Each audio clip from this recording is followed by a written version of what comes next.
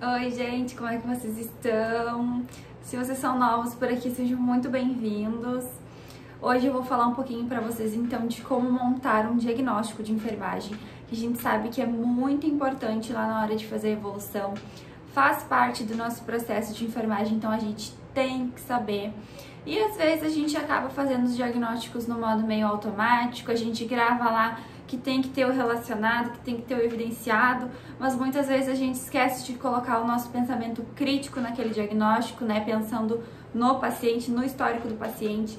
Então eu vim falar um pouquinho para vocês mais sobre isso, explicar um pouquinho para vocês o que são as características definidoras, o que são os fatores relacionados, e assim a gente pode ir melhorando cada vez mais na construção dos diagnósticos.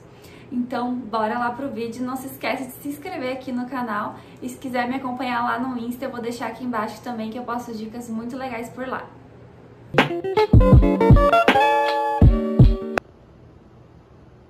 Bora lá pro vídeo então, gente. Tô aqui com o meu Nano 2021-2023. Vou gravar com o celular na mão mesmo, porque eu quero mostrar pra vocês as partes aqui no livro de cada item.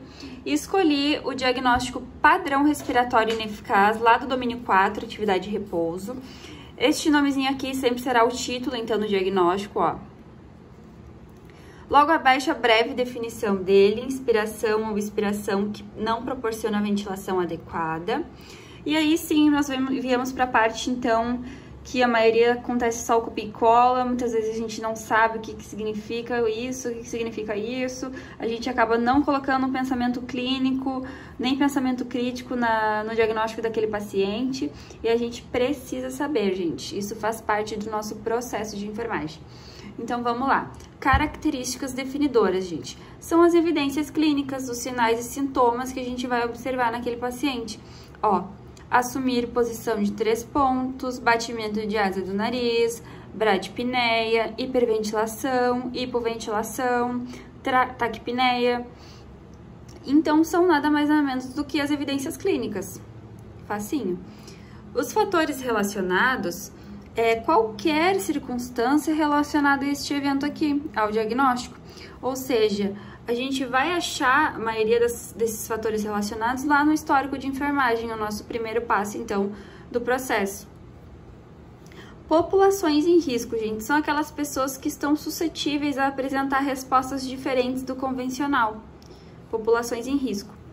Condições associadas, são aquelas condições, então, que o enfermeiro vai precisar de outros profissionais para ter uma resposta mais favorável para aquele paciente. Então, vocês viram que não é nada difícil a gente saber isso aqui. E a gente precisa saber, gente. E agora que eu vou montar o diagnóstico com vocês vão ver que cada um se encaixa direitinho. E na hora que a gente for realizar o diagnóstico, a gente não vai precisar mais ficar, né, copiando e colando. Então, vou montar com vocês. É claro que a gente não vai usar todas as características definidoras, a gente não vai usar todos os fatores relacionados, porque a gente vai montar de acordo com o paciente. A gente vai observar e vai fazer de acordo com o histórico, de acordo com aquilo que a gente observar. Então, obviamente, a gente não vai usar tudo isso. Então, bora lá que eu vou montar um diagnóstico com vocês. Então, gente, voltei aqui, então, com uma fichinha para mostrar para vocês. Este aqui é o modelinho, então, né, mais conhecido, mais usado para montar o diagnóstico, onde será o título do diagnóstico mais relacionado a, aí você vai colocar os fatores relacionados mais evidenciado por, e por fim as características definidoras.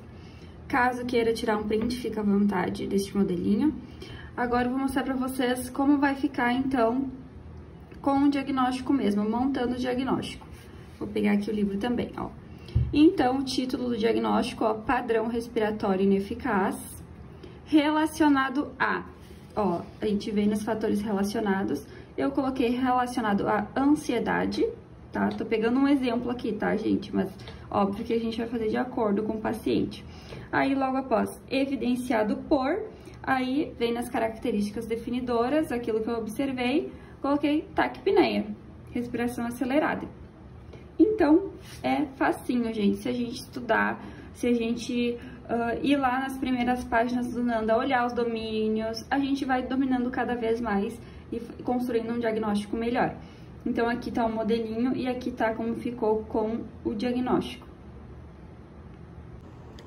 Então, gente, por último eu trouxe um diagnóstico de risco, para vocês verem a diferença.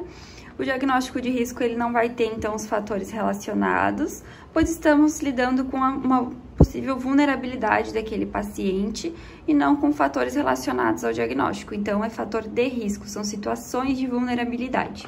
Então, ó, como fica o diagnóstico. A gente tira o relacionado por e só vai ficar o evidenciado por. Então, será o diagnóstico evidenciado pelo fator de risco. Ó, coloquei um exemplo aqui para vocês, ó, risco de quedas na criança evidenciado por mobilidade física prejudicada. Então, gente, esse foi o vídeo. Eu espero muito que tenha ajudado vocês de alguma forma. Sei que na faculdade, às vezes, os conteúdos passam muito batido, mas eu tô aqui pra isso, pra ajudar vocês. Se ficou alguma dúvida, deixa aí nos comentários, manda lá na direct do meu Insta, que eu deixei lá no início do vídeo. Mas é muito importante que a gente estude esse assunto, que a gente saiba cada passo, cada etapa do processo de enfermagem, que a gente vai usar muito. E é só o conhecimento, gente, que vai fazer a gente ter aquele atendimento diferenciado, aquele atendimento humanizado que todo mundo quer. Então, bora lá estudar.